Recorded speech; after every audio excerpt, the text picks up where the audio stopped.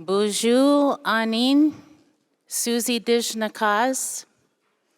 My name is Susie Commission. I'm an Education Partnership Project Lead with the Manitoba First Nation Education Resource Center. It is my pleasure to introduce this portion of our morning program. As our children represent our future, it is our elders who represent our past, our present, and our future as well. Our elders bring wisdom, knowledge, history, language, culture, and love to our nations. Elders hold crucial roles in supporting both formal and informal education in our nations. They impart tradition, knowledge, culture, values, and lessons to the next generation.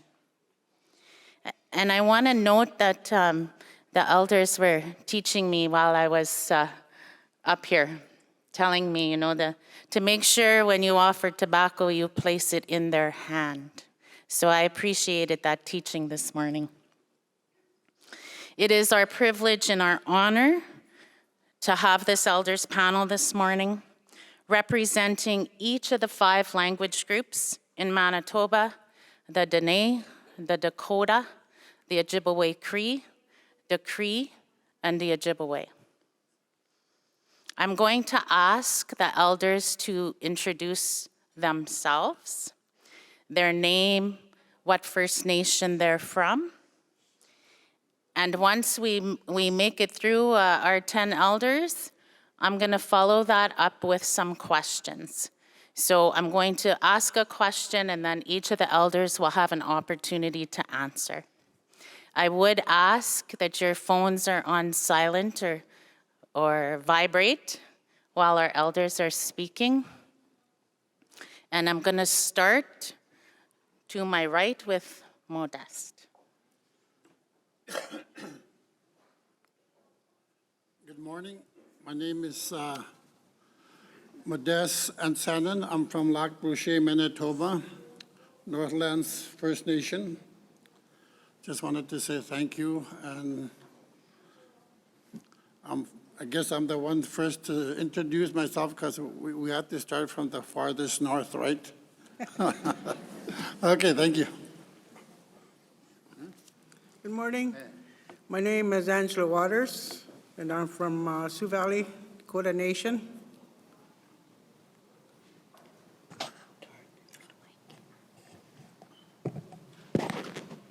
Good morning. I'm Lizette Denichisi. I'm from Lac Brochet, Northlands Band First Nation. And to say it in my language, it's Lizette Denichadehushis, Dalu towards. It is because when you say Lizette, that's in English. And when you say my name in Dene, it says Lizette. So Lac Brochet was in some kind of French, I think. But in my language, it's Dalu Twe. That's the lake I come from. Thank you.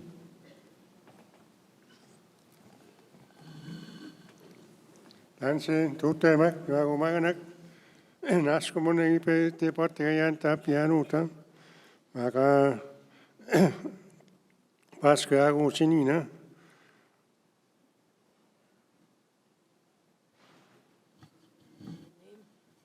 oh, my name, sorry. I forgot what I have so many names. You know which one to pick. But people know me as William G. Lathan. Thank you. Good morning. My name is Wambadi Wakita. I come from Wipazokawakpa. Mostly you would know it as Sioux Valley. And thank you for the tobacco. I will speak from that tobacco. Nancy Ellen Cooknit Disnikason, Kiwet Nuisquil, Niwinuin. I am from Mississippi First Nation, and I'm honored to be here sitting with these elders whom I have a lot of respect for. Thank you. Minagisagat. Obiskim mikinakwe digo. Makondude. My English name is Elaine McKay. I'm from Tibonese, Rolling River. Originally Akwe Tongak.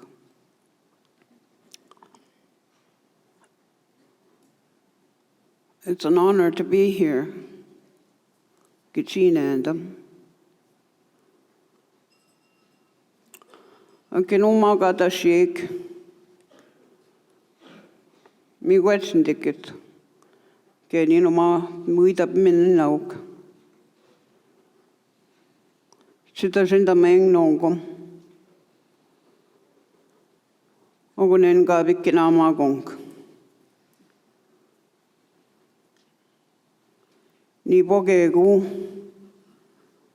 gibikina magu, anent, kenin, eku kendaman, gabikina maguan, anent, kenini gamin nimya. Amigos and tickets, I thank you all. You guys. Bonjour. Anin. Kabisaga sigenen dus nikaz. Schnavia nikazawan. Tibinio is evening, don't say. Rolling River First Nation. Gengi go skumigo. We jami go on a magin in Jibe. Kagigit one. Pangina gainin. Bikina magwan, why do what down on there, man, sir. Gets one on gum, Bobman, the Gokina. When is it up there? But this year, Chinny doesn't among, cause you be got taking man was a nigger. Be minnow, be mad is he win. Me, Me as a mid doesn't among. Take on this thing. Binotia conche. Miedas. Kenyan Kobe made it in the man what there. Found the more chill out or Kagan and Gayan. Michimini guan or Kagan. Me mothers. Gabangit over to connect Taragi get and stand to Zamidon. I speak a lot. Because the teachings are there from the elders that I see here. And there's so much. I just started talking to some people here. It's an honor. And I give thanks for the gift of tobacco. When we're done here, for this time, I will offer that tobacco. I will go to the bush and offer that. And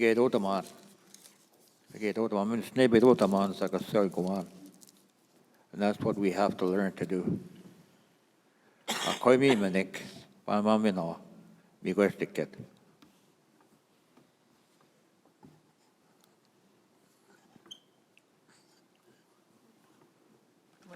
When I bayan ngum kagi sagak, numuni dangainin my name Monica Mason doesn't cause Mazina Gamingan don'ti.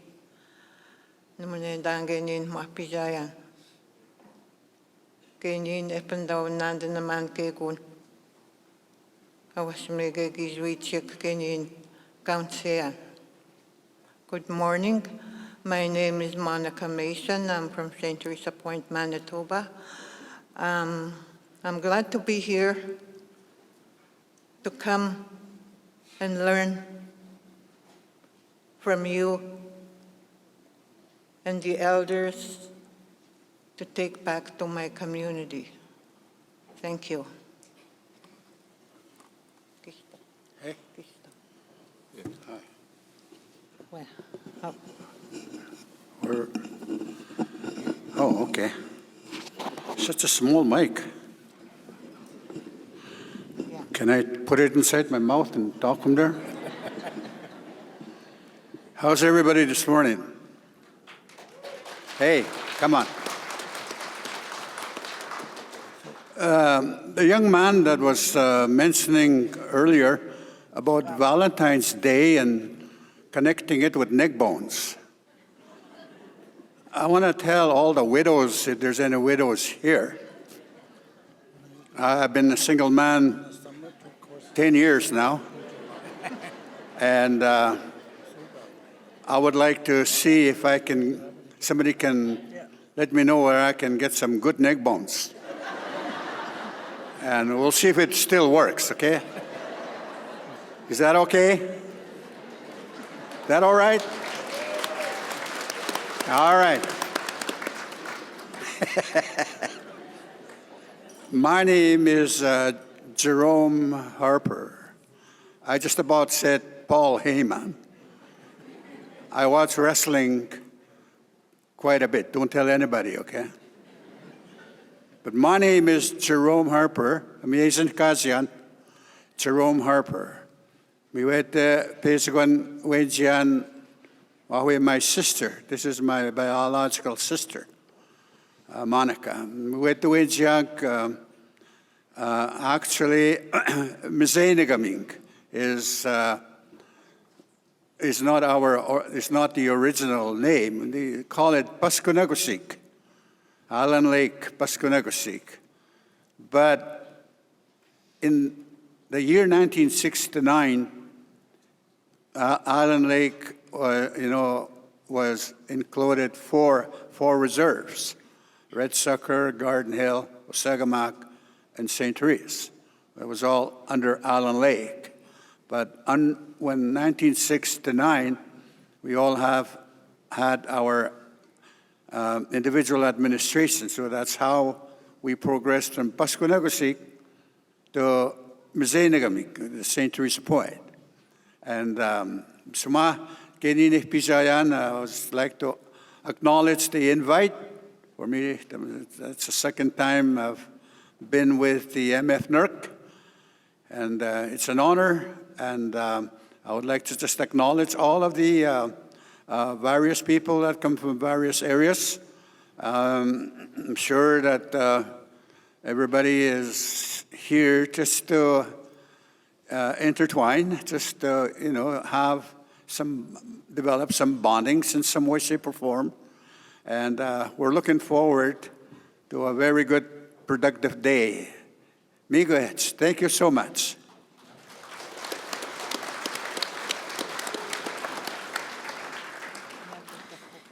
Miigwech elders. I'm going to ask questions. I'm going to ask you to, one at a time. I want you to decide if you're going to answer in English, in your language, or if you want to do some of both. That's up to you.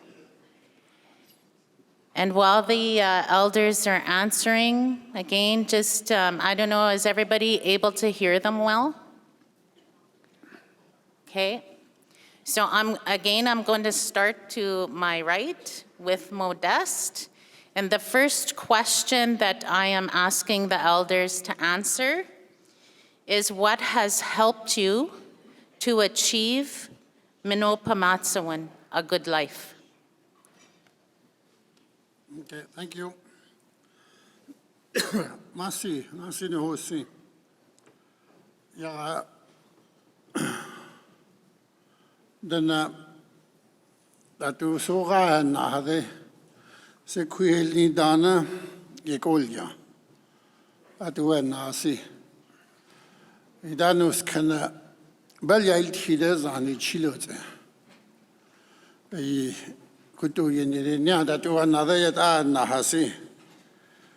Idanus kana sekui hilidana at hibait ideza. Nakich adal bagayede hook at hide beni exiha.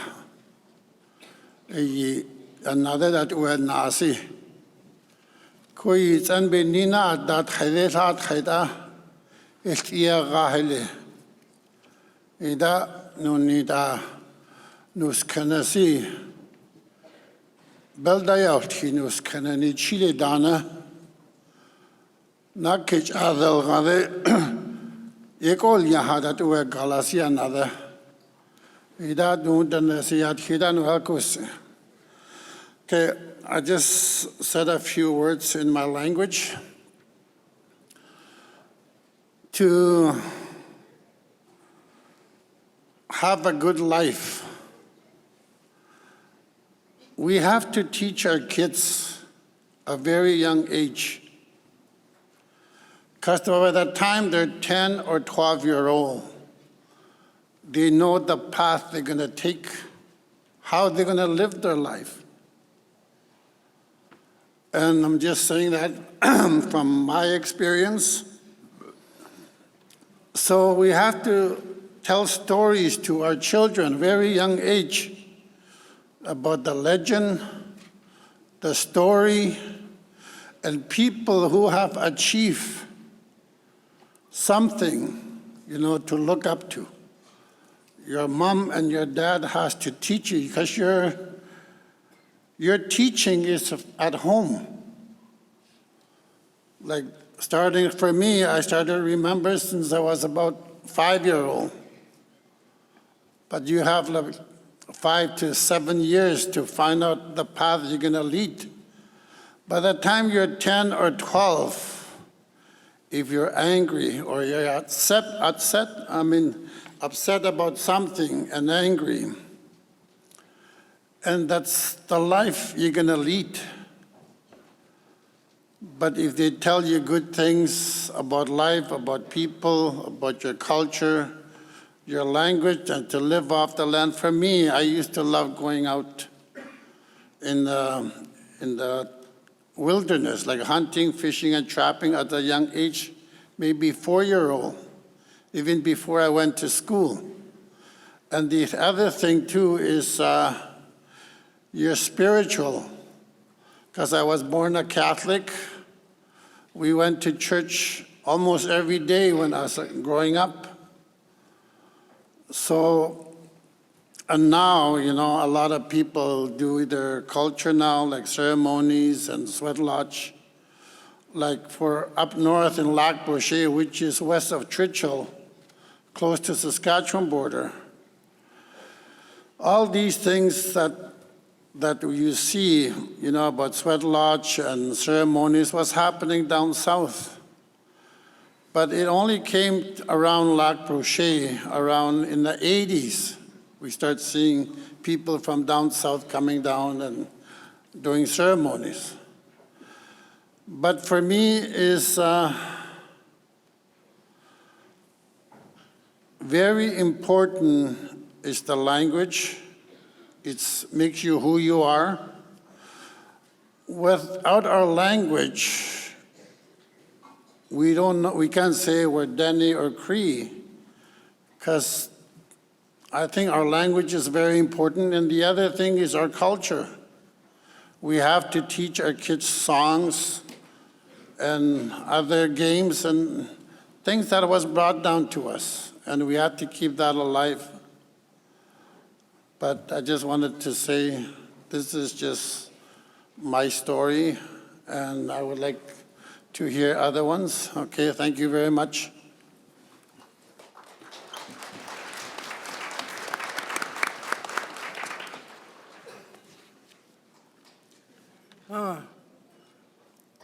No sapaviak pak pe makepe.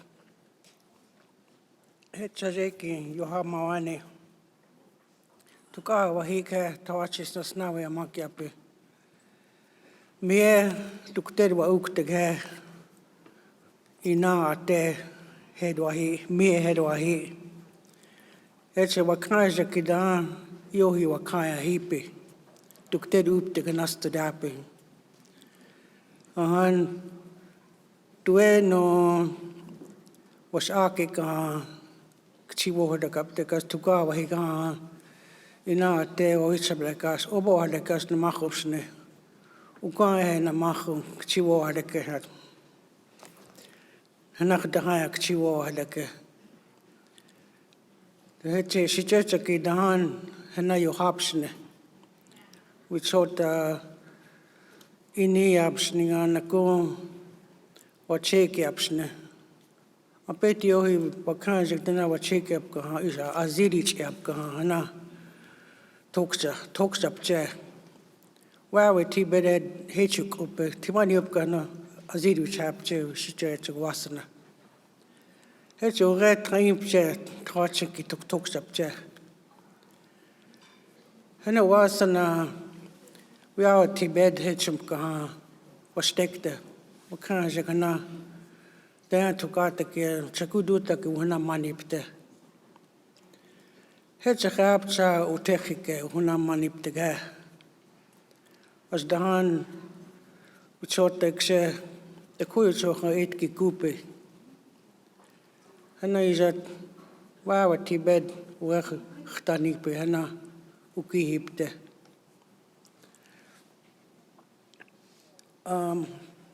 My Indian name is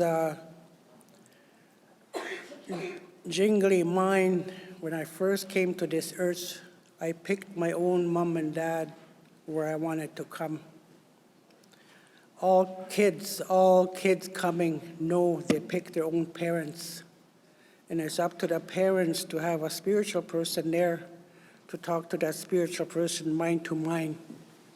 And that's how you teach your newborns, and you keep on telling them, talking to them, because they can hear. I heard everything.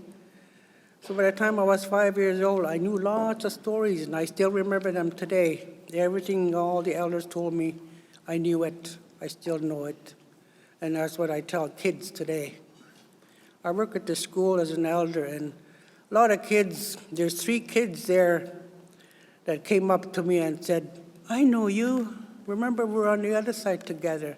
I said, but we were the same age. I said, well, you're here younger, and I'm here older. But when I leave, I said, you're going to teach what I know. So, and then there's another one that's had 3 dreams, and there's 4 dreams that come. The 4th time, they know what to do. They're told by a grandpa or grandma, they tell you what to do. And that's how I got all my dreams, visions, and that's what I do today. I don't add or delete or say I'm this and that. I'm nobody. I'm just guided by that man up there to say and what to do to help people. And it's hard taking care of kids, especially if they're abused. If there's an abused child going to school, you as a teacher will have to keep yourself positive, because that child will sense something in you right away and just back off. I know that from experience working with kids, because I worked as a child protection worker before for years until I retired, so I knew how kids were. They'll know danger, even a mile away. Something is coming, they'll say. And they're always right. Or they don't sleep some nights, they'll just leave the house because they know something is going to happen to them. But there's so much today in how we're raising our kids, our grandkids. I was told by my grandparents, raise your kids the Indian way, our way, how we raised you. So that's how I raise them today. The youngest one is 7, and yet she sundanced 2 years. They're all sundancers in our family, and we have 3 sundancers in our family. So if everybody can even be there with their kids, because all the ancestors come, whether it's a ceremony, swat, or sundance, all the spirits come. And sometimes you can hear them, or a whisper, or something in your mind. That's how everything works. And smudge your kids every night. If they're having nightmares, find out what it is, because nightmares are something else. There's two different kinds of dreams, and find out what it is. That's how you can help kids rather than just keeping it, and it affects them in the long run. That's all I'm going to say now, because I can talk forever. Thank you.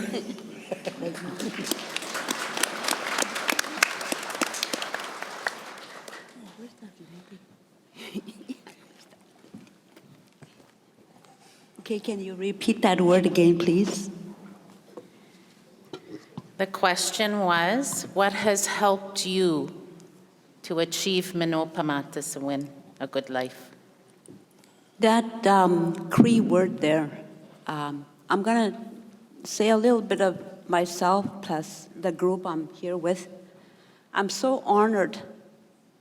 I could cry right now because the ones that I'm sitting with here on the table, they're way older than me. I'm the new generation now. The next generations will be the ones that were their grandparents, their grandmothers are sitting here. Right in front of me is a glass. I lost my mom in May. She was in this panel here. She talked a lot. She understood Cree. She spoke English. She spoke Dene. She spoke 3 languages. But for me, I understand Cree. For me, I understand the Dene. For me, I understand the English because I did go to residential school. And also, I am a survivor under TB because without my mom, I wouldn't be here. If she didn't survive TB, I wouldn't be here. If she didn't survive residential school, I wouldn't be here. Those are little things that you have to remember when you go out with the kids. I do a lot of survival skills. And because of that, I'm also a Canadian Ranger. I serve this country. I serve you. And I'm proud of that. And when I start talking, I can't even get this mic away from me, but I have other elders. I will respect them because, like I said, I'm the new generation. But to have a good life, my mom, Catherine Moise, never drank in her entire life. Never. Not even one sip. She doesn't even know the taste of a beer or wine. Nothing like that. And this is where I start. I start my journey right now as an elder. And this is going to keep going on and on. I'm not going to quit. My knowledge, what I learned from land, I will give it out to the kids. I will do that. And I've been doing that ever since I lost my mom. Even though she was on this earth with me, I keep doing that. And I'm going to do that. And there's still some more other questions. I will answer more, but there's going to be a point where I'm going to be having a little game with you guys, even there's a lot of people here. I have a little game set up for you. That's what elders do. And I'm thankful, and I'm very honored. And the guy that was, that biggity guy, I love him. He's very, very funny. I like him when he comes to our community because he's got a lot of, kids always laugh when he's always there. So I'm thankful for that. And the lady that was talking, I always forget her name. What was her name again? Gee, come on. Karen? No? Sharon! Oh my God. Sharon, I'm sorry for, how do you say it, forgetting your name all the time. But my late mom used to always remember her, always. I always give her a hug, and she always give me a hug. So for now, I'm going to keep quiet because I have other elders, and I have to respect them. Thank you, Masi Chok.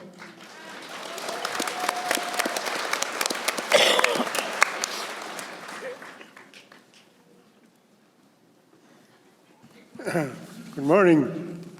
The Miskatna ho. The Pate de Munu Tepian. Maga Ngat Simunain. Tanse Shiwapataman Minupmatiswin. My journey started a long time ago, 1941, and the Pasqua Cree Nation. And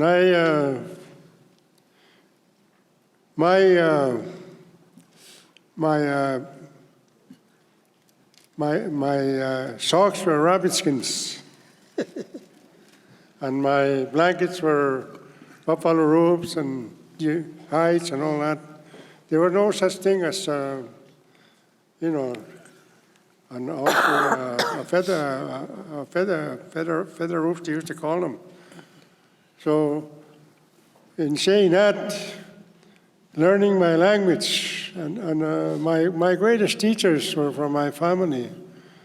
My family, but there's something I wanted you to think about first.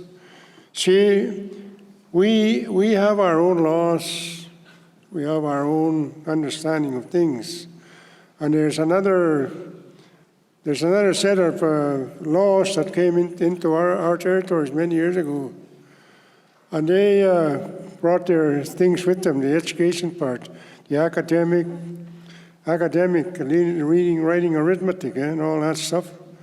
And it's a corporate structure based on, that you can be bought and sold in that culture. In our culture, it's about relationships. And from that comes duties and responsibilities of the relationships. Your great-grandparents, your grandparents, and your parents. And each of them have a duty and responsibility to teach their children, their grandchildren, how to live, how to get along. And we talk about the 7 teachings and all that. And those all come into play. And it involves, we don't have a set of books or library or whatever. I went to residential school where they said they were going to educate me and civilize me.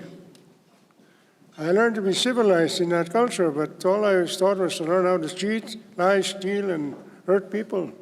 So I had to go back to my roots and learn what Minupmatisi meant to me in my language. And my language tells me how I should treat my relatives. Not just the human relatives, but the insects, the animals, the birds, and the fish. We're all connected. And that's what I was taught. My grandmother was my greatest teacher. She taught me how to make fish nets, how to prepare food, smoke, and, you walk into our house, you wouldn't see no food on the table. You'd see maybe a tea and a piece of bannock, but there was no food. All our food was in a root cellar, where we had stored it and smoked it, and even the fats and the tallow from the birds and the animals. Everything was stored underneath the root cellar. There was no food. So the preparation of food, the respect and the honoring like I said, my relatives, which are talking about the birds and the animals, because we're all connected. And the connection that I was taught by my grandparents, I didn't think much of it as I grew older, but as I went back to my roots, I began to understand why you were teaching me these things. You were teaching me the good life. There was no such thing as money when I grew up. As a young person, I didn't know what money was. It was only later that when I was, starting to work and all that, that's when I found out what money can do and all that. Before that, everything came from the land. Everything was there on the land. So, to me, the language and the land are very important because they teach us our language. Our languages come from the land. Now, how many of us can go and identify the plants that are in our territories? How many of us can go and identify the insects that are in our territory? How many of us can gather up, the plant life and all that to make medicines? And all that came from our language. How to mix the medicines to make us well. Because there is no disease that cannot be cured through the medicines that our ancestors knew and had. That's how our people were. That's what they were taught. They were taught that. Eh? And there's something that's missing. When we build our school in Nepal, high school, I had a hard time, and this old fellow said, we have to put this symbolic thing in front of the school. And because that's where we get our teaching from. And we call it Usapa Chigan, where to see beyond that. And again, I didn't understand what that meant. It only recently when I started, trying to understand the relationship that we have with one another. That's what I teach about the relationship, how we pass on our knowledge from one generation to the next generation. So in saying that, we get our knowledge from this thing called the Sapachigan, which is, people call it a shaken tent. But again, people don't want to talk about these things because our people were put in jail for practicing what they believed in many years ago. And some of that mentality is still there, that we're sort of in a little box, caged in, we can't go further. That's not true. We can be whatever we want to be and do whatever we want to be. And I tell the leadership today that, you can't accept these people are saying we're only limited to what you can do. We're not. We're very powerful beings if we practice who we are as a people. But getting back to Sabbath again, I wanted to mention 5 things. Your 5 senses. To be able to see, hear, feel, taste, and to see beyond. So your intuition becomes sharper. And we all have that. We all have those. Every human being has those. But that's not being taught in a classroom because you can't teach this in a square building. You have to go in the land. You go in the land, all you see there is trees and you think it's dead. It's not. It's alive. But again, you have to see beyond and to hear and feel and taste. And all those things are in us. Eh? And I call them the spiritual gifts. But the white man calls them physical gifts. But they can't be physical because they come from us. Everything that will ever happen to us comes from inside out. Comes from the inside out. And what we learn and hear, feel, taste, and smell, we pick that up. But mostly what we see, that's what we do. We hear, but we don't sort of pay attention. It just floats away. But what we see, and from our teaching tools, like they call the MOSBAC teaching. I call them the teaching tool. Eh? A baby cradle. A baby is put in a cradle and set up on a tree, and he watches what's going on around with his eyes. Eh? That's the first thing that a baby does. And then he learns how to use the 5 senses. But that's not being taught to the children today, eh? Because it's a different culture that came from over there. And that culture is about economics, money and all that. It teaches, the corporate structure, eh? corporate laws and all that. And here we have our own set of laws called natural laws, which are spiritual. Our laws are spiritual, we follow them. If we follow them, then we begin to see the good life. Eh? the good life that our ancestors told us, the 7 teachings, and all our teachings, you know, the 7 stages of life. Every different level of stage, every 7 years, there should be a different teaching. But there's not. So our way of life is different than what's being taught in the classroom. You know, like I said, you're in a classroom teaching about math, science, you know, but there's nothing that teaches the children how to live, how to get along, the relationships that they have with one another. You know, all these people sitting here, I call them my brothers and sisters, although they're not my immediate family. You know, they are. And all you, it's like my grandchildren, or my daughter sitting over there, my granddaughter sitting over there. But they came to listen to me, see what I had to say. I didn't teach my daughter how to speak English, because I was given soup, you know, when you wash with.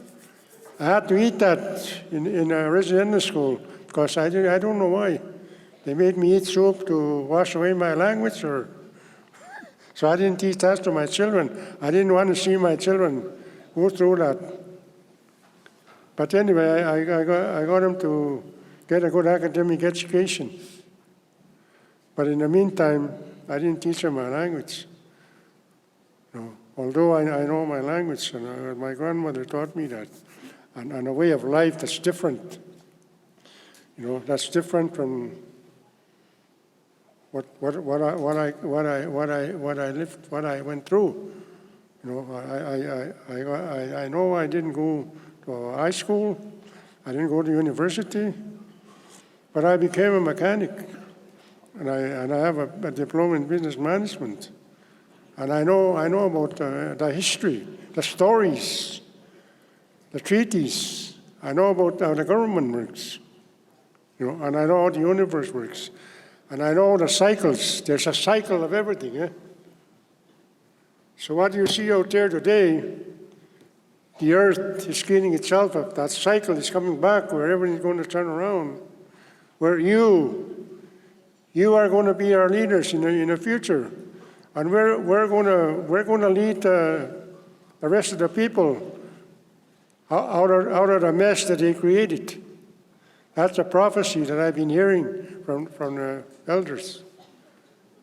You are going to be the ones that are going to leading the rest of the people out of what they're doing, destroying Mother Earth and all that. So with that, I just want to, I got so much to share with you. Like as a former politician, like her, I have a bad habit of talking too much.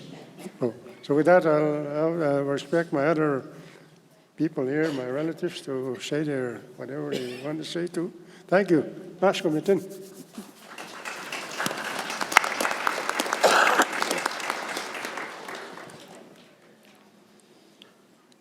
I'll share my young life when I was born.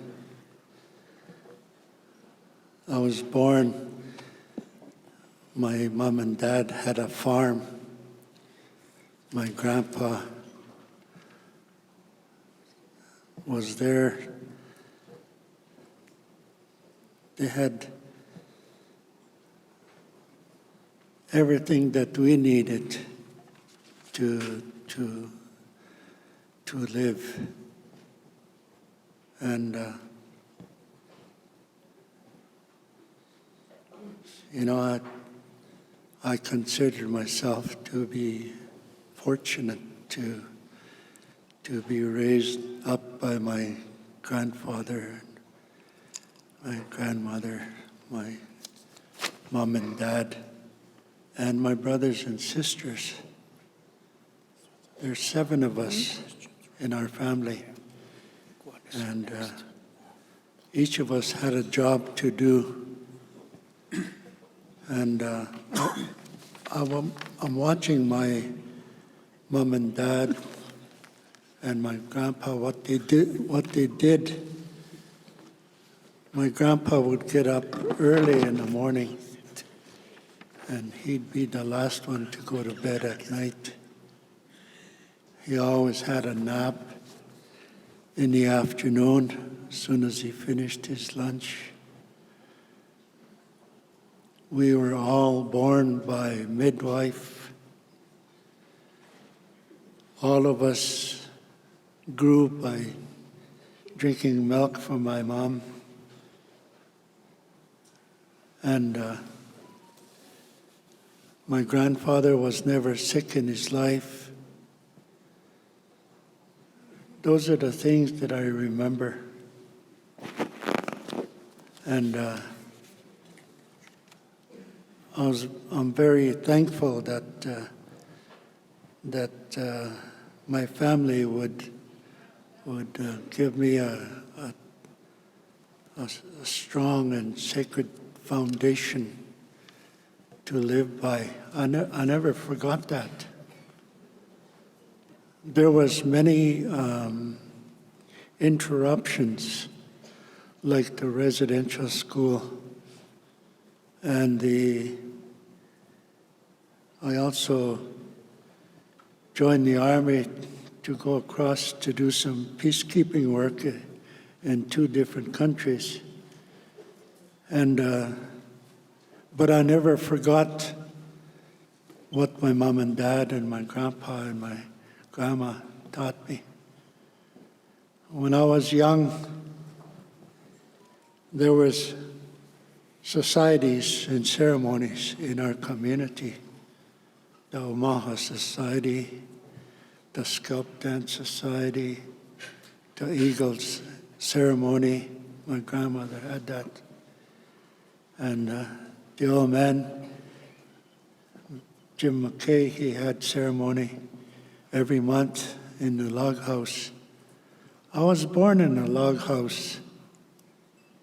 There was only one room, and I enjoyed it. I was safe and I was happy. That interruption, that disturbance, that turmoil came when I went to residential school and was fed something. The food was different. But I was lucky to be born with my culture. I knew the language. I went to ceremonies as well when I was young.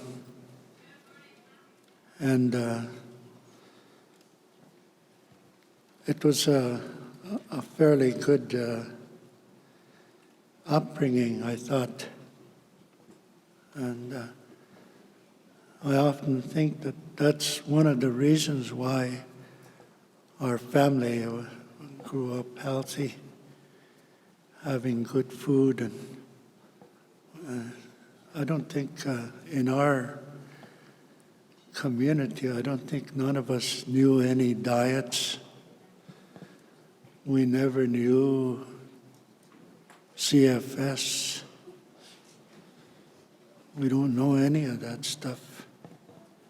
We had the midwives would come over and stay with the mother until the kids were born, and they were looked after that way. And back in the day, I'm just as old as this guy here. He told you he was 81. And back in the day, our people had good gardens, big gardens. And my grandfather and my dad, they were good hunters as well. And so that's how we lived. I'm thankful for that. I will not forget a way of living, even though my living today is a little bit different. I still keep the values of what I was taught.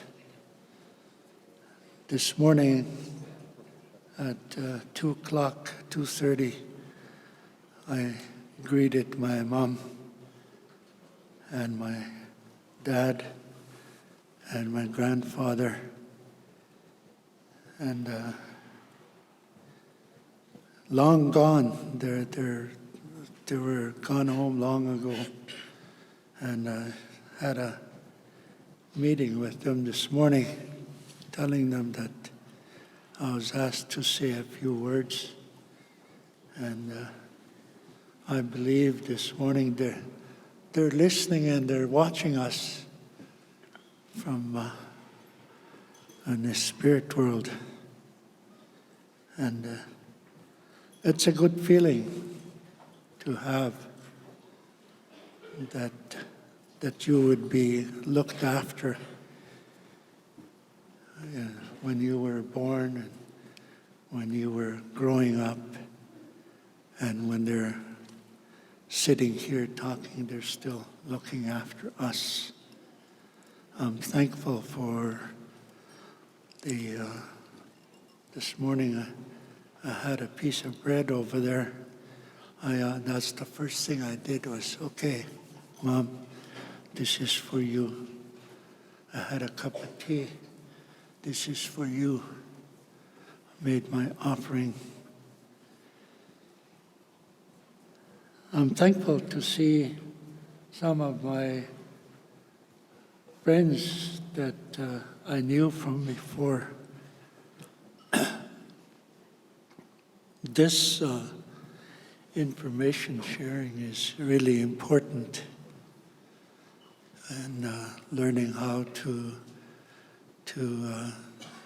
do things together. I grew up learning about my heart, my two brains, my total holistic body, and my sacred spirit. I use those 4 things in that order, by the way, to try and live a life. I'm thankful for that. Mitakaos.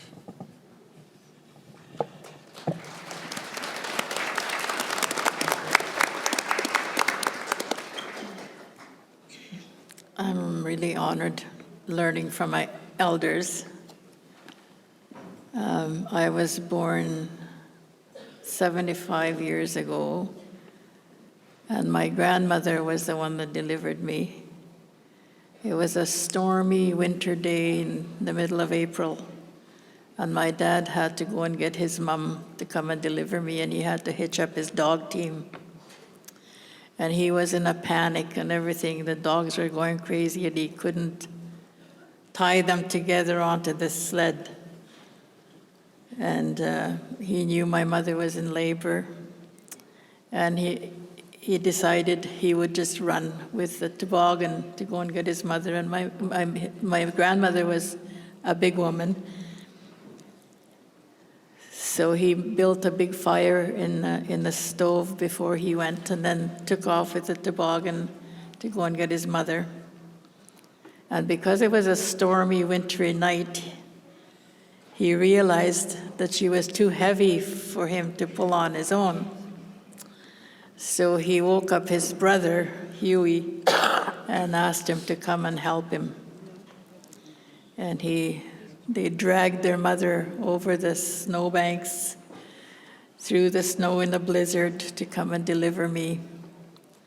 And when they arrived, my mom said they were just pouring sweat because my dad had made such a fire, and when they arrived, the house was very warm, but they managed to get my kukum there in time to deliver me.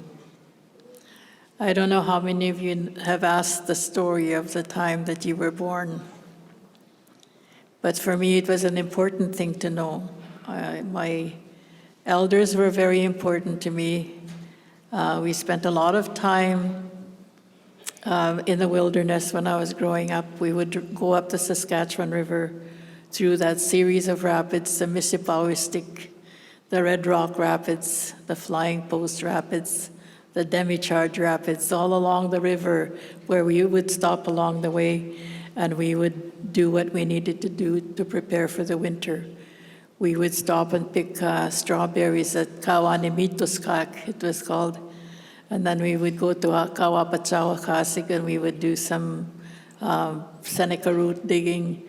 And everybody was involved in the work. We weren't allowed to swim until the work was done at the end of the day, even though we camped in the most beautiful places, which were later flooded by the Manitoba Hydro Dam coming into our community and changing our way of life.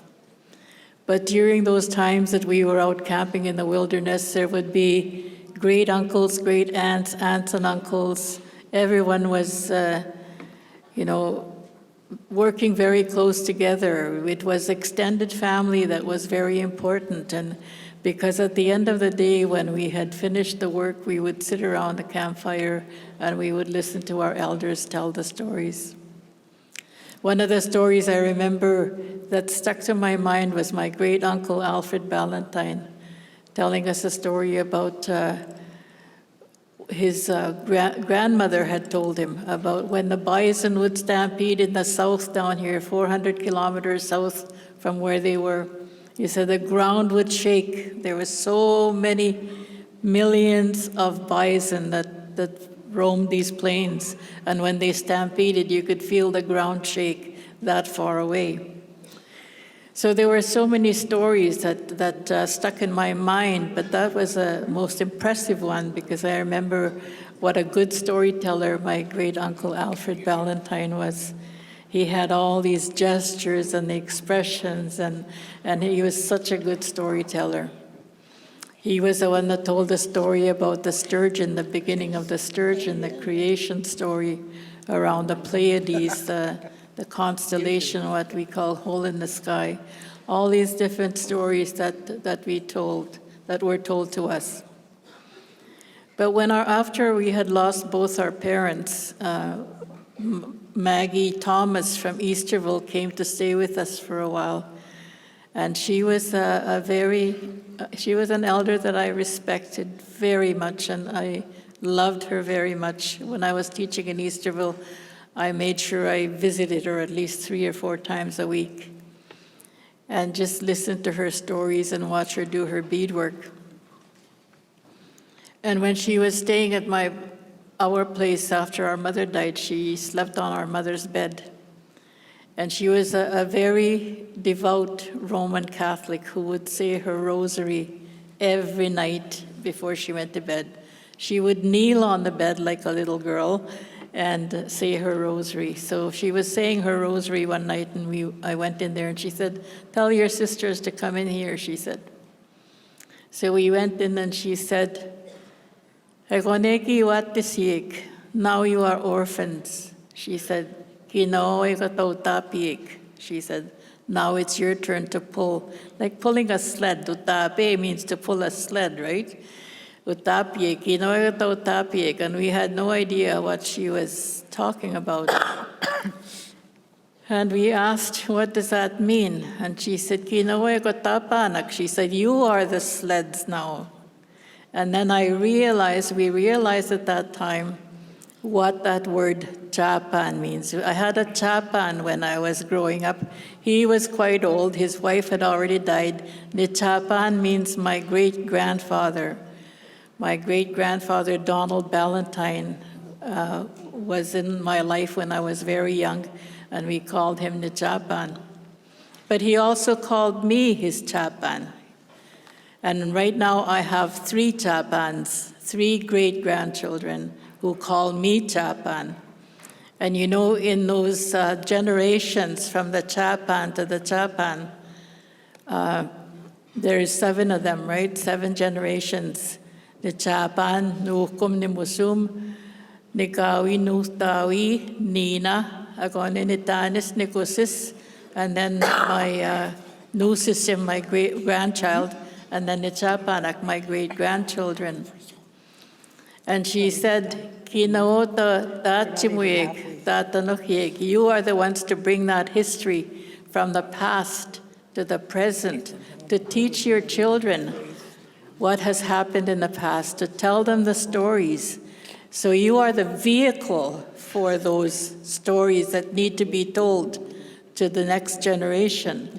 And she said, the ones in the future, utenigan, she said, they will be the ones to bring the present into the future. They will be the ones eventually to become the Chapans. So that cycle goes around. The Chapanak, my little ones, my little Chapans, will be the ones when they have lost their grandparents and their parents, then they will become the Chapans. Just like I am now, I am a Chapan. And I, spend a lot of time with my grandchildren, my great-grandchildren, and it's very important that they hear those stories from the elders. My grandson just left yesterday, and he wasn't ready to leave. It's just because it's a place of comfort for children when they're with their grandparents, right? It's a different relationship. It's not the same as parent-child relationship. Grandparents have a different relationship. They're not in the position of disciplining, but they're there to tell the stories to the grandchildren. And my grandson just loves it. And he's learning Cree. He's becoming so good at Cree. We listen to Cree songs at night when we're going to sleep. And he just loves being with his kukum. And he always asks, "Kukum, how old will you be when I'm 75? And I tell him, "I'll be long gone." "Where are you going?" he'll say. And I say, "I'm going into the spirit world." "But I don't want you to go," he says. I said, "But that's a part of life that we all..." I said, "I didn't want my parents to go. I didn't want my kukum to die. But eventually they leave and enter the spirit world, and that's just a part of life." And I tell him that you have to expect that eventually, that I will not be in this earth. And he, it's sad, but that's our life, right? We tell the stories while we can. One of the saddest things I heard was what Dave Kershane said years ago when he was talking about the Wabang. He said the elders are sitting there waiting, and they have died waiting for someone to come and ask them the question. So ask your elders questions, because they don't know everything, but they know some things, they know a few things. So if you have any questions, ask an elder. Thank you.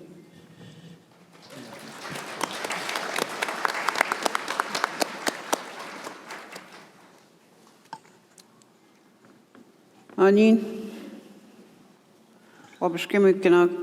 Digo. My English name, Elaine McIver McKay. Angatasindan Mai, Kenini Gaju, Gaskizian, Minokmatzi. I want to share with you our celebration, our resiliency of the Anishinaabe people. Anishinaabe Kwek, Kinagine Anishinaabe Kwek, all the First Nations women. You give birth, right away we learn resiliency. And we start to feel and achieve Minokmatisin, because us, we are a very strong, powerful people. Anishinaabe Kwek, us who give life. And we learn these things at a very young age. how to be resilient, spontaneous, to be teachers. I was already a little teacher when I was 5 or 6 years old, I remember, because my mom and my grandmother and my great-grandmother taught me the resiliency of Anishinaabe people, why we have us, why we still have everything, no matter how hard it has been. Teba komikinita no kimen.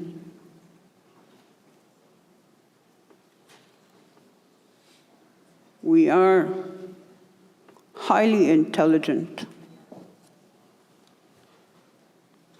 You know, before our brothers and sisters came here from Europe, we were already very highly intelligent people, very resilient people. Every one of us had a job, and we did it, and we're still doing it. And we're still celebrating it today. And the learning and the teaching, the sharing, the loving, the giving, all of the 7 teachings and even more. We already knew those by the time we were 5 years old, because we're born with it. Feel that power in your body right now where you sit.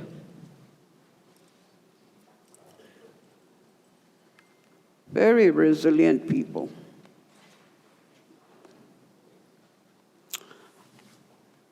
I started a job on my own when I was 21. Mom and Dad and my grandparents, my great-grandparents, were holding me up till that time. And they didn't stop, but I was on my own since that time. But I still kept learning from them and celebrating that even today. I have achieved a lot of minok madizin from them. Even respectfully, how to let go of them when they became spirits, when they were born into the spirit world. I was holding my mother's hand when she took her last breath, and I saw something white, like a cloud in front of her, come out. And yet she told me that, "You'll see me when I take my last breath." Here it was, that spirit of my mother.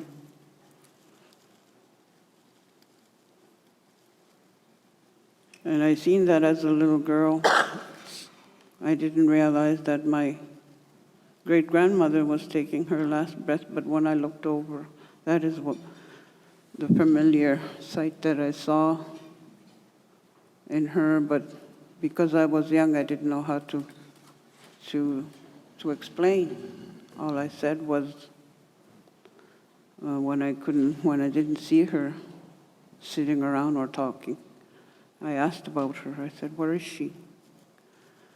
And my grandmother said, "Oh, Big Kukum is gone to her real father and to her first mother." You know, always, "Oh, okay," without question. It's not that I didn't understand it at the time, but I just absorbed it. And as I got older, when I was becoming more resilient, hanging on and working on something that's handed to me, I started understanding a lot, and that has helped me achieve minok madizin, and now I'm a mother, a grandmother, a great-grandmother, and I never really looked at me or understood as me holding such power to teach and for me to hold on to resiliency. I didn't realize that I had that power, that I was a resilient person as my First Nations people and all people. We learn to teach, we learn to work.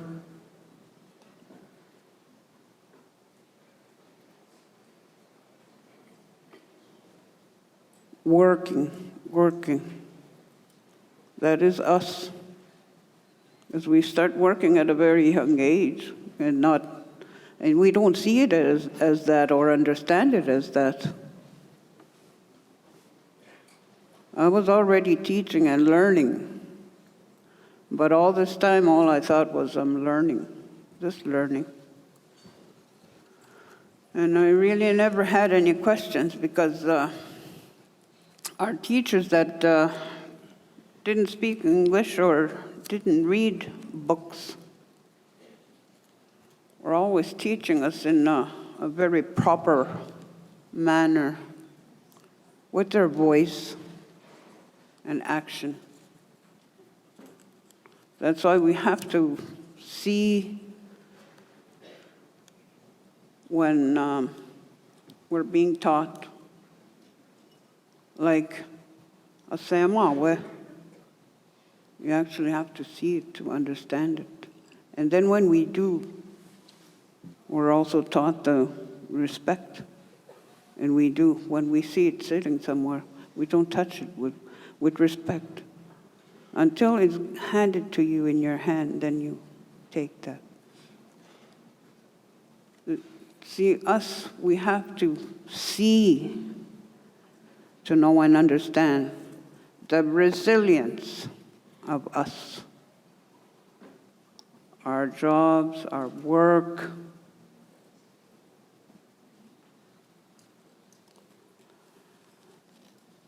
and I'm not here to step over the line with some of my elders, because I'm still learning too. I have elders that are still teaching me, and I'll never, ever claim to know everything, because I think I'll pass into the next world without knowing everything. But the things that I have achieved from my forefathers, my ancestors, is why I found Minup Madisi. And yes, me too, I went to school. And Gikina Magu Jagana Shimwan, Jagindaswan, Jujibiyan. Me and Jikanda.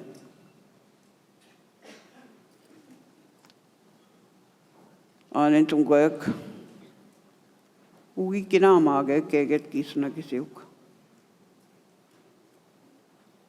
Kika goda gituk da shito kanske no. Boga pichi minot zinga nishinabe. Minop madazin. Pigo pichi mash dota gonga waya. Pigo pichi mash dota gonga waya gitana meta mona. Me pichi minot deta nishinabe. Mige pichi ni boka ta nishinabe. My uncle gita shiunyanan. Kinama tega migo. Me mommy no, I learned Minup Madisi. Kiketot noku. Ani to go dinema gonna kinshka ziot ke ugi no de chigai guna shwanana. Kai jigi tot noku kai. Kego. Kego ego keto ke tu tagek. Kanini kagi shago desyok, far from it. But they had great respect. Weekend ano, manituti beni migong. That the kind of understanding that we knew back then Ani ne pitch depeni me gong manitu. Kana yegi depeni ma si chikota get. Win o gwai kutono mino tuna kinagegu. Mi mami no gap mi unte naman minok madazi. O ye mi gushka denda meet. It didn't matter who. Even if it was just to me now when I think about it, was just a mild thing. When a cousin said, "Oh, I can speak English, you don't know anything."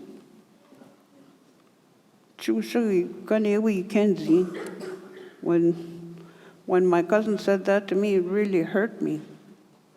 And I said to my grandmother, "I can't speak what she speaks." And she said, I'm dumb, and I don't want to be dumb. And she said, "That's okay, I'll talk to her, but I need you to go and take that off. Like you take off your jacket." Okay.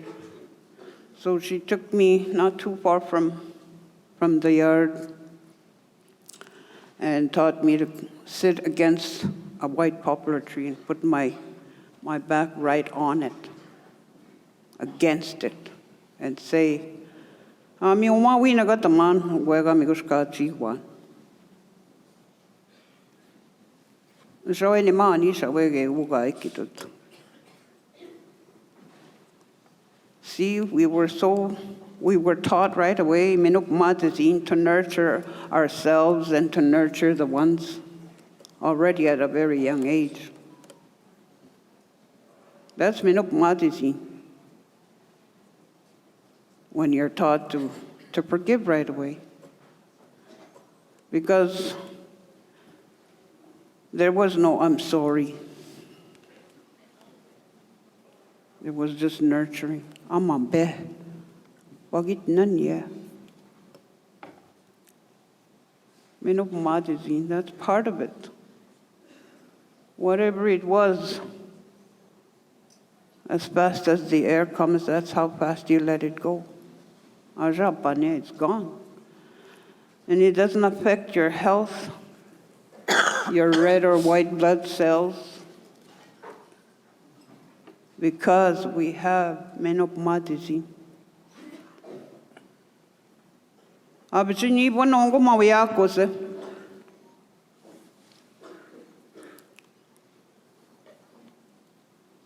Mi waya anis. Chbagi chebi na mangegu mi gushka tenda mi gungegu mi gushka chigung anything at all. Pagit namok. Tabit again, be happy.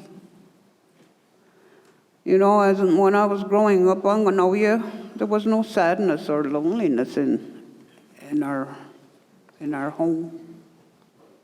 Kanegu. And they lived long lives.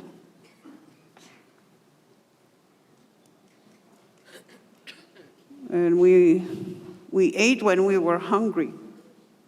It didn't have to be a certain time, but for supper time, all of us sat together and we talked about our day or whatever we seen, because we were being taught minop madizin. It was somewhere else where we were told, be quiet, you can't be talking when you're eating. In my mother's house and my grandmother's house, Achigi Menodis Yuk, and they're very well known where I'm from, how kind they were. My parents, grandparents, great-grandparents.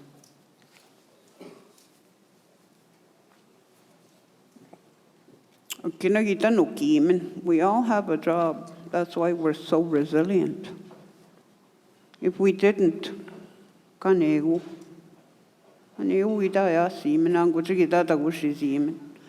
we're very spontaneous people. We don't always plan anything. Visani osa wesika, ejimini gongi o jamanitu. Just like that.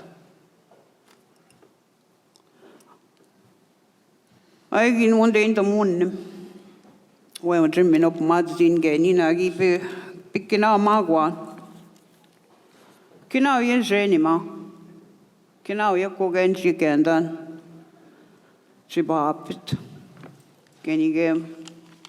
To laugh with them. Me yemin opija. When they say laughter is the best medicine, de buetan. Up to me any bogi I am agatai. Itigagi chumbigan. Always laughing.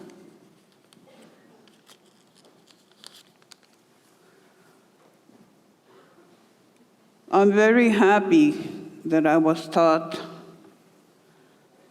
to celebrate our resiliency every day as I was growing up. But I'm sharing. Kenin gagi pisha kinamagwan. Tapskoge ginoga pisha tano cake. Kinitano kimash manong menjana batabik.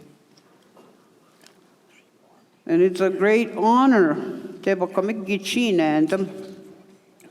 be sitting here, getting get to learn and to share.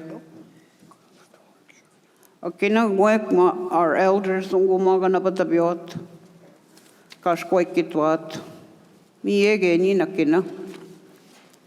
Nimamikuise here and there. Where minop madizin kagi pikina magwang, how you respect yourself, your people, kinawia. The sun dances, I started sun dancing when I was 6 years old. Abjay. The teaching back in the day was very, very powerful. Niboka nishnabe, debokameki niboka amin. Miash kinta mine tansh. But what is kini boka ininan? Kinta mi ne chini migi. Chibo machain. It's us now. I remember my grandmother's words. Kinta mi no anish. It's your turn now. And you know, when she said that to me, I didn't find that it was going to be a hard job. I understood it as, okay, it's going to be my turn. Something that's going to be pleasant. I had to teach my children, my grandchildren, and now I have to teach my great-grandchildren the resiliency that we have for the Minobe Matisin. And I'm so proud and I'm so happy. I hope my mom and dad hear me and all my ancestors, the ones that have taught me. In one family, my dad's family, they're all up there now. And just 2 weeks ago, we had to send our cousin home, and I think she was 58.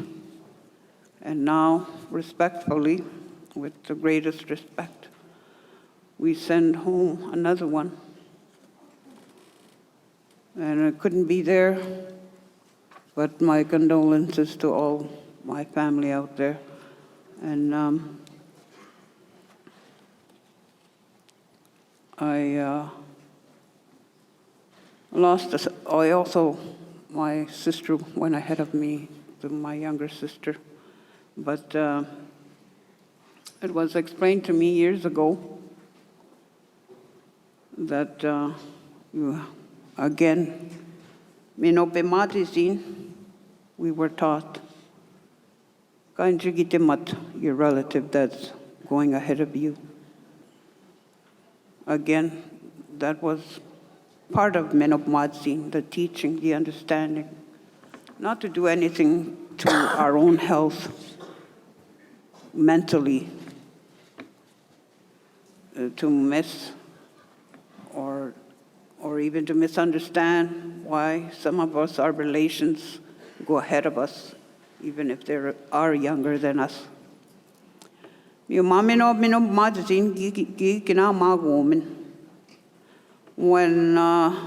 I said this to my grandmother, I'm forced to let go and to understand this. And she said, no, you're learning. You do understand you have to let go and why you have to. And that was how I achieved to understand and to have health in letting go of the ones that are gone ahead of me. And I do miss them. It sneaks up on me. I know I have to let them go to the Creator, because the Creator wasn't stingy to me to know them this long. And mi minika koe yowe kabi na sutaman kabi wijiwan, all the things that I was made to understand has helped me achieve menopmatizin.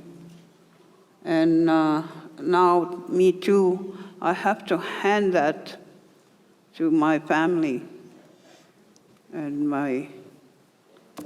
the ones that are coming in the future, miemino.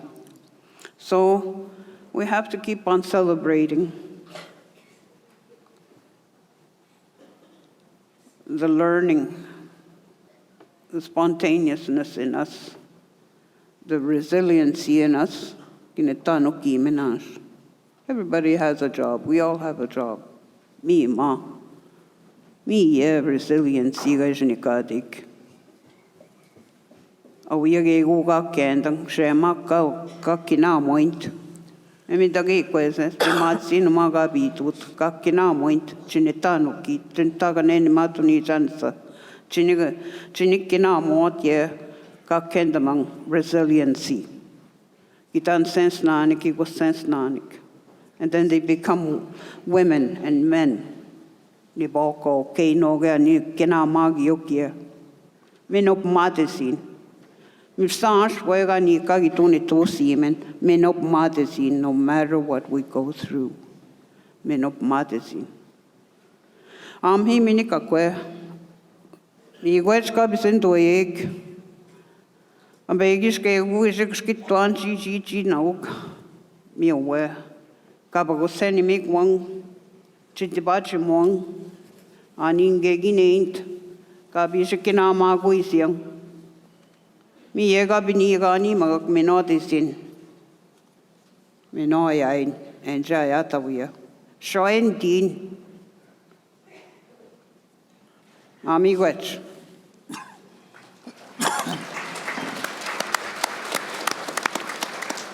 We have about 10 minutes before lunchtime, but we have 3 elders that still need to share how they achieved Menopamatasawin. And so we're going to move along to Dennis.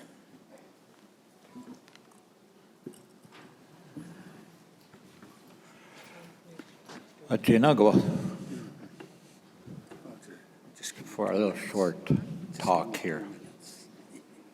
I've been invited to come here to say a few words. They sent me a questionnaire, 4 questions. And I was very surprised, also excited to come from the people that heard me talk, I guess, before. Midishma, I want to talk like Hayini, Danishinabe. This is the town over there, yeah. You got the great yacht. Kegi no yet Chini Chinaboti to wake. And they might enter in the sake. Quake Chigagi get on. You should be sent to make away get out. Me ma bangi ma get on the nam. Yegi no Chini Kie to wake. When somebody is talking, the elders, they mean well, and they're so full of knowledge. Get them on your phone. Michigo, Midashima, Mima Genyon Dinamang. That's where you will get this knowledge and how to deal with the things that come about. Get Songi se anishina be naga train chicken. Kimini got when they don't. Me, yeah. Mini nemeted Kobi Shato, yeah. With the same on. A sema, Meaweni ganit.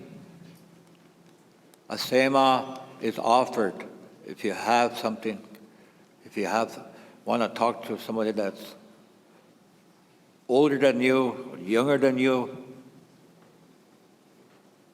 tobacco. Meaweni ganit. A sema. Men say, you be on the Kinamago and the Mishom is no cool. Me, yeah, be Maton. The VGM is there, Deja, the Bagwish among Sundance, Sugarmanos, Powers is in Deja. She can't demand gain, Minop Mad is even, me minded the man. This is where you get these things from when you attend the traditional gatherings. Me minded the man. On in to that talking in resiliency.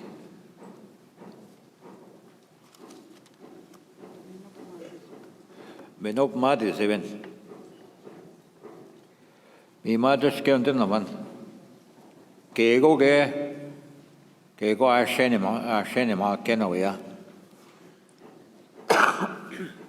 One of the worst things, the bad things about Anishna Bekako, Monia Shak, Bikogoya, Kagawenta Mok, jealousy. We have to get rid of that within ourselves. Me, Tanagania. When it's in Minaga water, Chiagana, when it wake, Keginanis, responsibility Gitayan as a human being. Me again, Aja Ganoki Tanya, me Ikinamaguan getting Ganesh. In a residential school. Pangi, Aja, Givichi, Kenziak, Demoyak, how to deal with things like that. I'm on a journey today. Where we go. Jesus' sake. Ske, Niboa, we are. There's a lot of people within the community. They're not satisfied with what you do. You know that you are. Kita no ki talk and shinabe. Mizie, kitijam, kangut no ya. Nash nagi kinama. This inisha jigyo twin skoniganing and they go beyond the state. Me emina. Love the air, Chishaweni mat, Kichananishanaabe. Love everyone that you come with, that certain love, that connection. Me, Kanin ke gocha shwenemat. Ke oya, Kitagaganwana, Wewe, Nikwek, On this skin end of state, on this skin on a coming is equal to on to state. Things like that. Where you come from? What are you doing with the job that you have? Me, not to be angered. Me, all the negativities, throw them away and put positive. You'll find that energy. You're going to be calm. Okay, get? Can I get go about this talk? Man, sweetgrass, sage, cedar, tobacco. Me, about it talk. Those are the things that you use. Me, again, into a day to the monk. The queen, Kevin. Me, then, Pamoshik Naman, Unishinge go. Me, about it too long, need not do that phenomenon. Chimenayang. Get nice away, the pills that we take, think they don't work as well.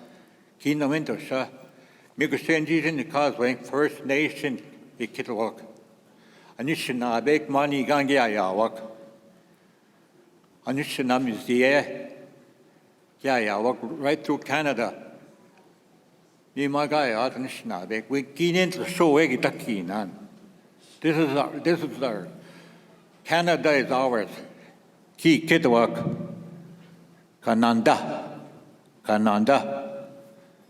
Then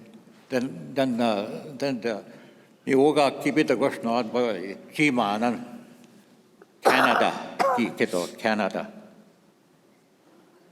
Pesco Danongum, Kinagego, Kina went Yabekitakonam and Kimini Gonanmanito. The Creator gives us all these gifts to carry on. To love one another, to care about our children, Abinochiak, very important.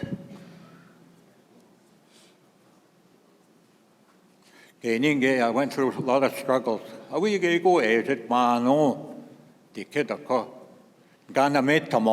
for that person that says things about me or anybody else, because that's not the way I want to live. Because when I was in a school, a residential school, 11 years of my life. But because I was determined to go back. Because I lost a lot of things, the cultural things in life for me. Today I'm a happy person. I like talking. I'll talk to anybody. Because I love the people. I love the children. I love everybody around me. Me, just give me and them, Now, I got to the think before you say something. Oh, yeah. I pin him on dark. West, say, man. Oh, even me, Nick. What happened? Oh, you can't say that. You can't say that. If you don't know, you direct that person to the one that does know. The elder, the real elders. 90 got upon yard, 80 got upon yard, 70 got upon yard, and so on and so on and so on and so on. Even till 2 years old. I have a grandson that's 2 years old. And he teaches me a lot of things. I'm still learning. And with that, I say, Ego she, wash day, me wedge. Thank you.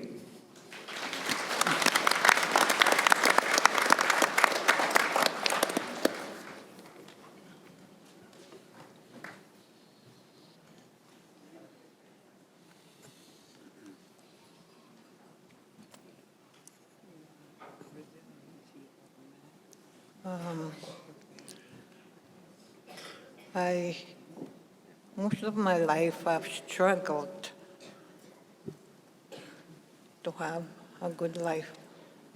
When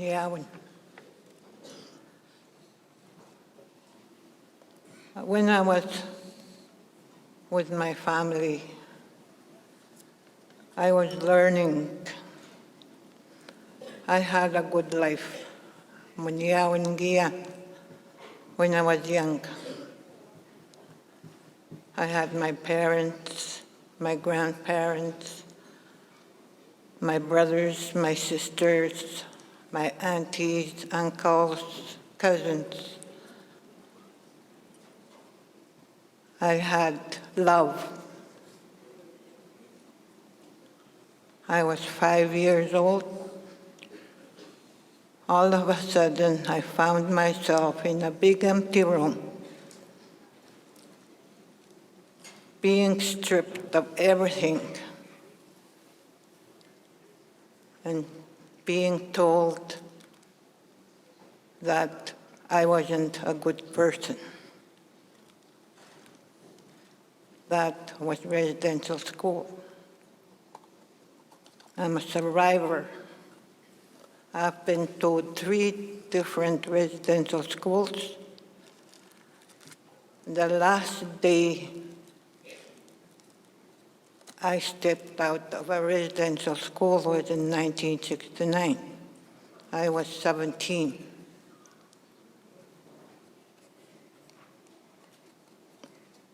I lost everything, residential school.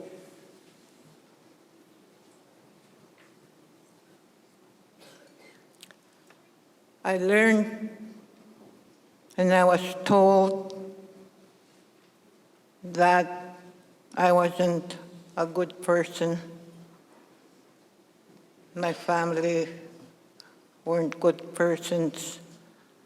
My people weren't good persons. And being a child, growing up in a residential school,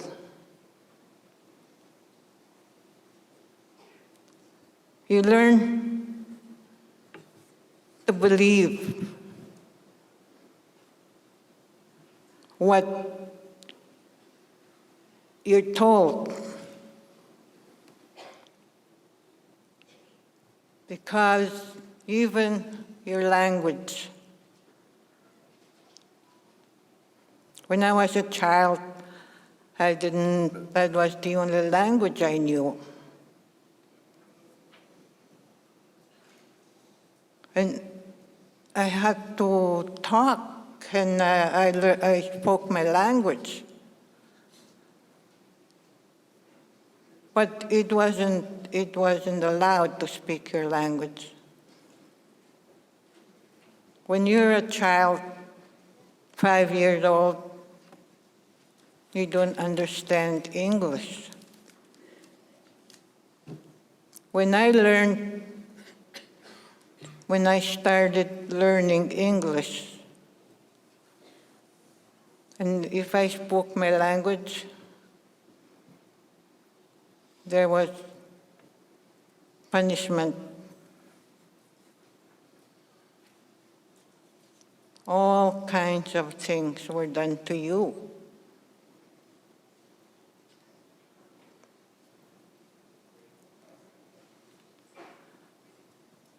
I learned that, and I believed that I wasn't a good person.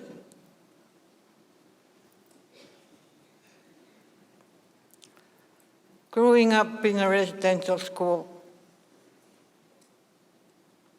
I believed I wasn't a good person, that I was from bad people. I was born from the devil's children. That's what I was told. And that my people were not good people.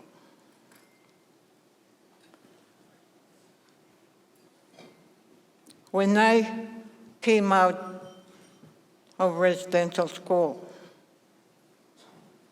17 years old, I didn't know what to do.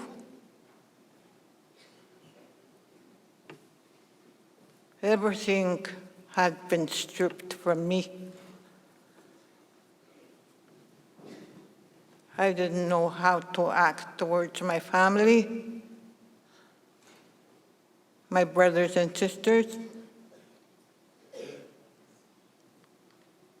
I didn't know how to show love. And I believed they didn't love me.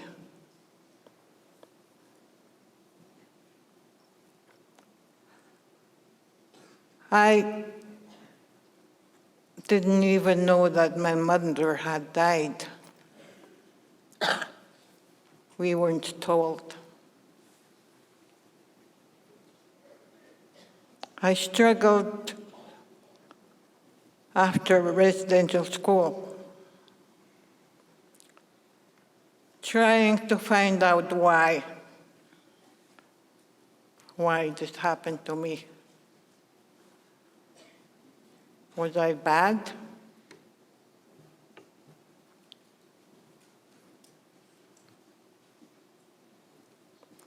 My brother here went to one of those, no, two of the same residential schools that I went, in the same building. I never saw him.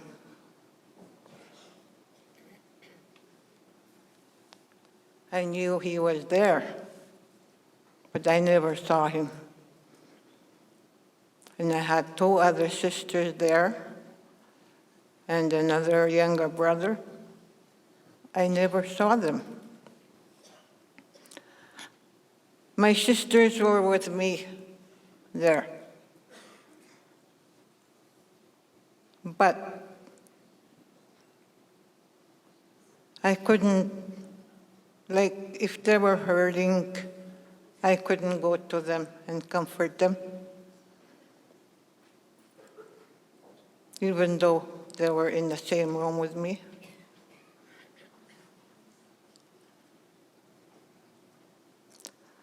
I didn't know what Munyawan was.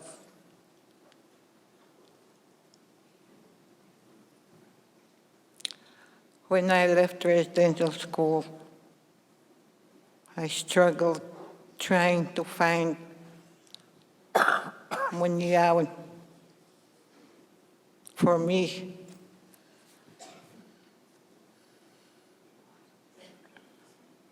If I can't find Munyawan, how can I find Munyawan with my family, with my community? I live in a small community, and it's really hard for me to talk about my life. It's really hard for me, because I know those people, they know me, and it's hard for me to open up and talk about these things. Having been told that my people wouldn't like me. But I started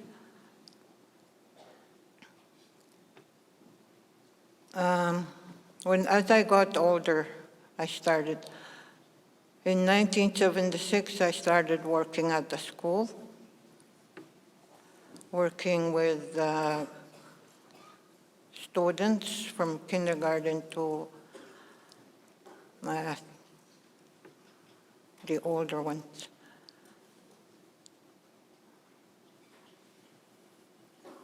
I enjoyed working with the young children. They're so pure and innocent. I felt good when I was among them, talking to them, hearing them laugh. I never had that.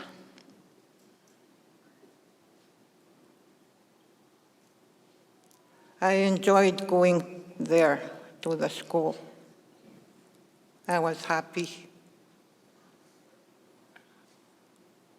I thought I was happy, but things always came back. I worked at that school till 2013. And after that, I went into fostering. I fostered children. I didn't want kids to have the life that I had. I fostered from 2013. My last foster was 2021, December 2, 2021.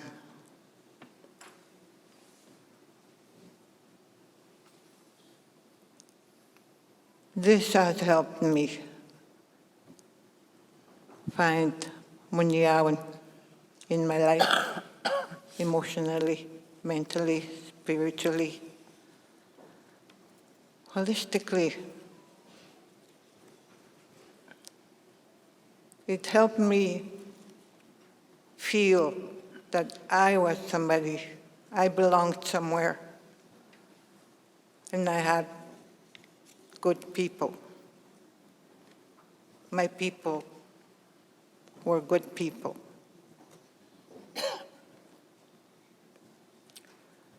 I could tell you stories, but I'm sure you're all hungry. I'm still fighting and struggling to find Munyawan.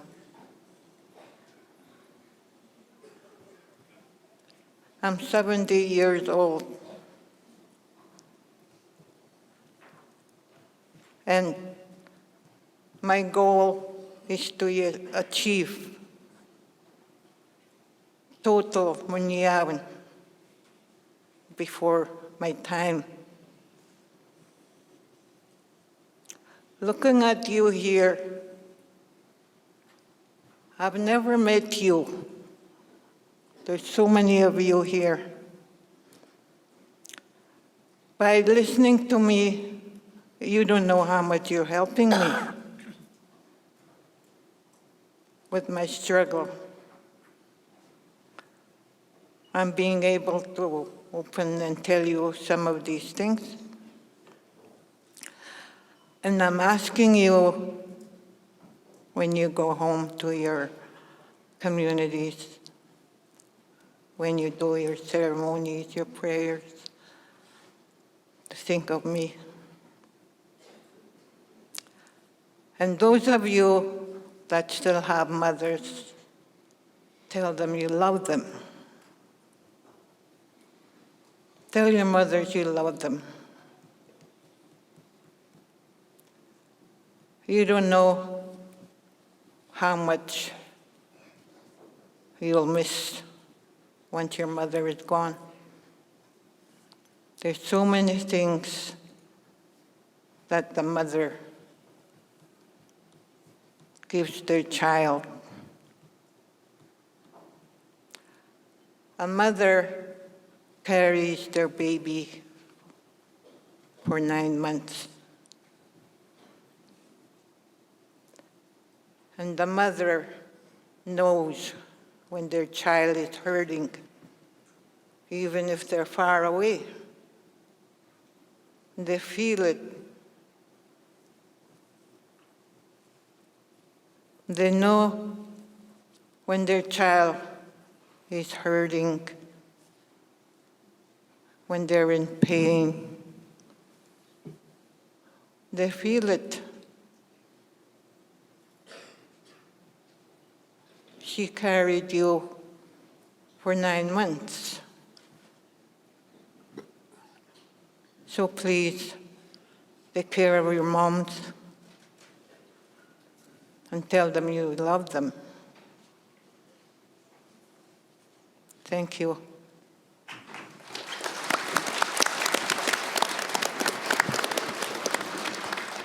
Last but not least, Jerome. Pardon? What? I feel I have a burden for your hunger. So I feel like you are at my mercy with that. Anyway, the question that is being presented here concerning how have you achieved the good life? There's various ways that the panel has expressed that. And it's all very informative as we begin to listen to the different types of exposure, the different ways of how they were able to formulate and deal with some of issues in their lives. I don't know if my answer will resonate directly with your question. Like my sister mentioned, there was a lot of struggle. I seen my father and my mother struggling to bring us the good life. There were 14 of us in a family, at which time there was no resources from the government. Our survival depended on how much work my dad and my mom did, but we were fed. I don't remember ever going hungry, like intense hunger. I mean, there were times where we did without, but we weren't dying of hunger. We were fed. At the age of 7, I was sent out to residential school, at which time my sister was 5 years old. She mentioned that. And but before that, we had a good life with family. We had, as a child, if I know now what I know then, we had healthy relationships, and we had positive bondings. And at the age of 7, I wouldn't have been able to express that in words, but we lived it. We experienced it, and that totally almost changed overnight when we were in residential school, as my sister had mentioned. And but I just want to maybe push the forward button here. I was also in 3 residential schools. Cross Lake, there was a residential school. St. Joe was a residential school. From there, I went to Guy Hill Residential School in Clearwater Lake. And from there, I went to Assiniboia, 621 Academy Road in Winnipeg. In the last year in Guy Hill, in the month of May, I believe it was around May 17, I had a sporting accident. And I banged my head. It must have been very intense because the doctor told me that the impact was so intense that it detached both of my retinas. And from a doctor's perspective, it killed all of the sensitivity in the eye, that my vision would never be restored. From there, it was a gradual deterioration of my eyesight. And I struggled with that. I couldn't function in a classroom setting. Prior to the accident, I was very athletic. I was good in sports. It would be safe to say that in the classroom, I was one of the third top student. And my supervisors, teachers, sometimes patted me on the back and told me that I had a promising future. That's in spite of all the abuse, the residential abuse that everybody else experienced. I went through all of that too. Physical, verbal, emotional, you name it, we experienced it. But while I was there, and like almost overnight, everything just changed. What I did yesterday, what I was able to do yesterday, I couldn't do today. At that time when the accident happened, I couldn't sit I wasn't functional in a classroom setting. Yesterday I could read the blackboard. Today I couldn't. Just everything went downhill overnight. And I struggled with the aspirations that they told me that I had a future, a good future, a promising future. I struggled with that. I had a lot of friends. Because I got a problem, it seems like everybody wanted to step away. I felt rejection because I had a problem. Even boys, girls made a joke out of my problem. Sometimes purposely they would put stuff in front of where I was going to walk, and I would trip and everybody would laugh. But I wasn't trying to be funny. And throughout that time, I struggled with this impairment. Even at home, even in the community, going into public places, stores, people would make comment because I had a problem.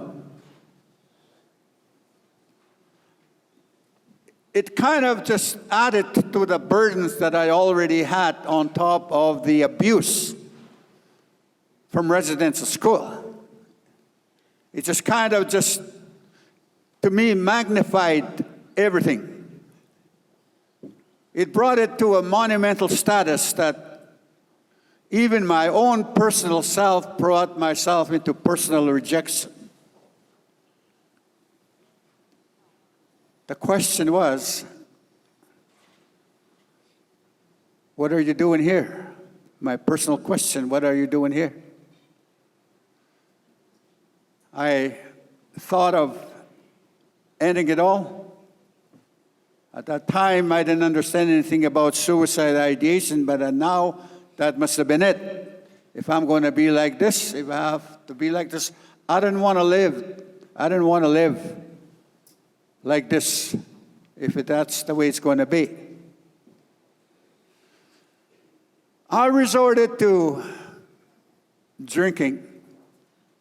I never went into drugs. But drinking, I did drinking as a way of escape. It was a coping mechanism for me. When I was drinking, my beer never made fun of my condition or made jokes of my disability. And that went on for a while. That went on for a while until it got so bad, and I was so deep into it that it almost became a daily agenda in my life.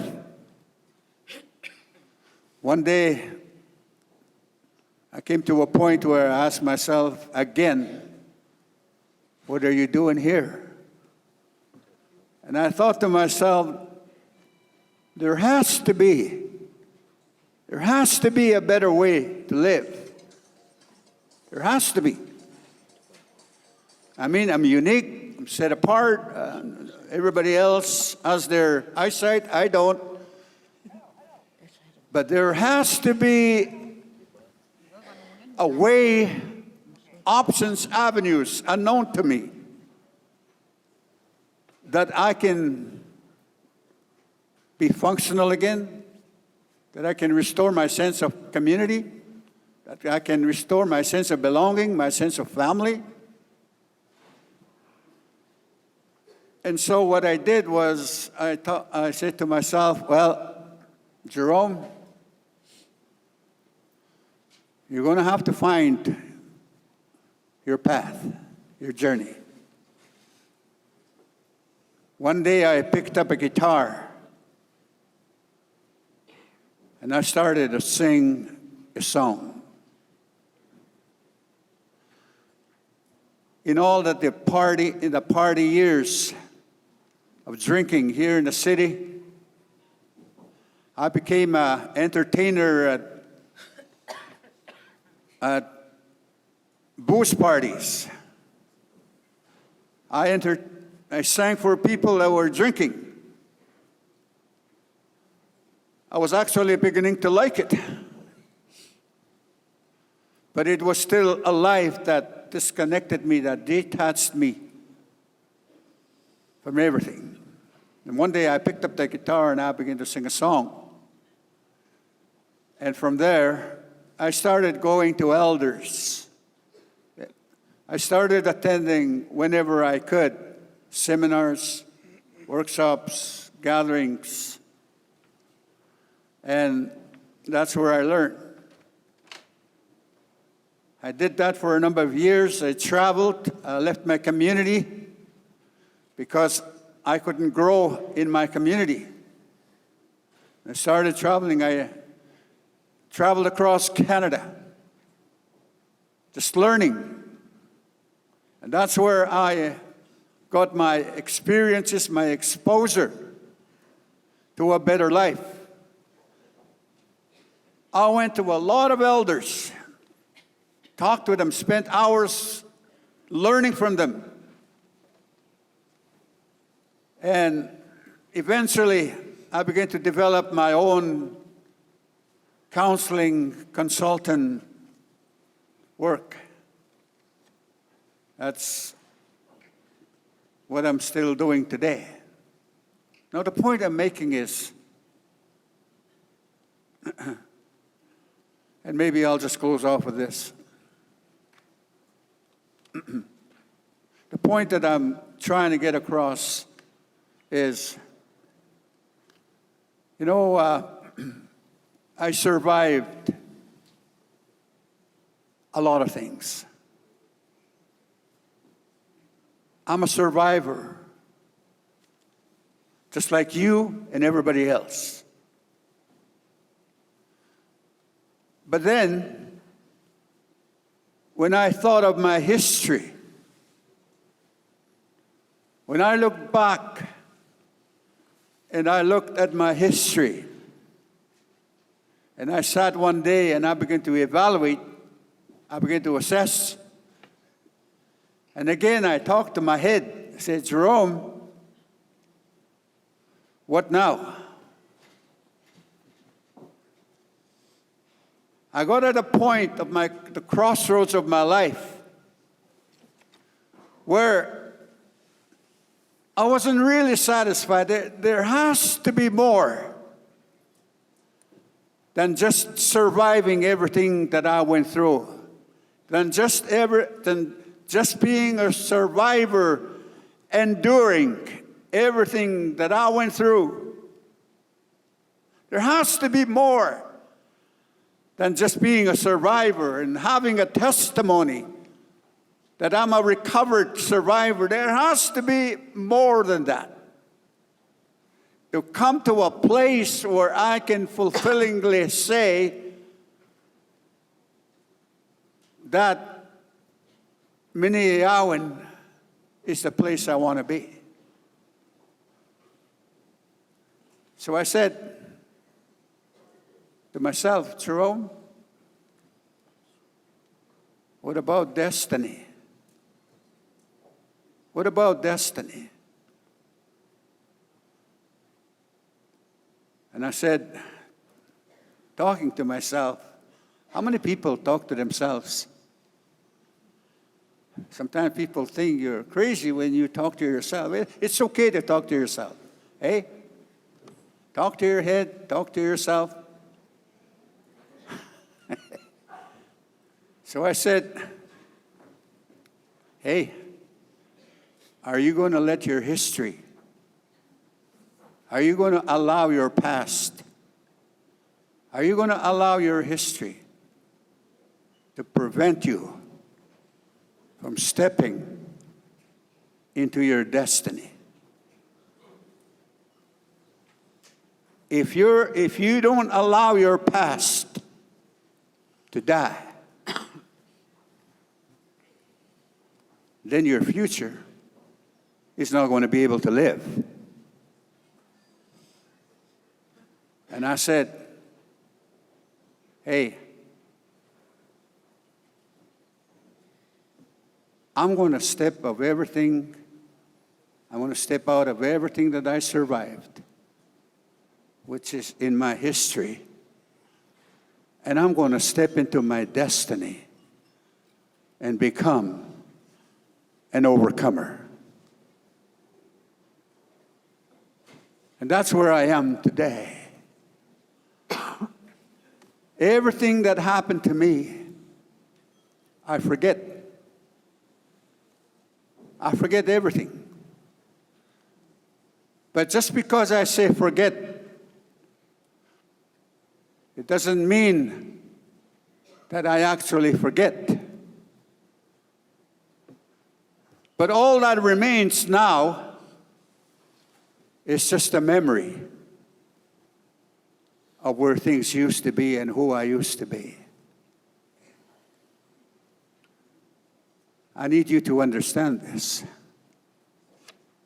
To forget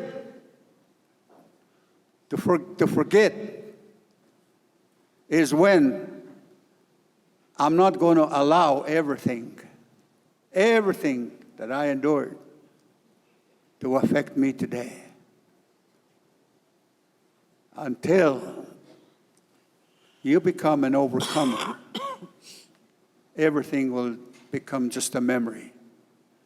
And when you are in that place of being an overcomer, then you can turn around and you can say, I'm going to go back, help my community. I'm going to go back, help my people. My sister here, sitting next to me, can attest to that. 20 years ago, I went back to my community. I've been away from my community most of my life. But I went back to my community, and I want to help and do things. And I've been doing that. I've been doing that. It feels good. If I can help one, then that's the most rewarding thing for me.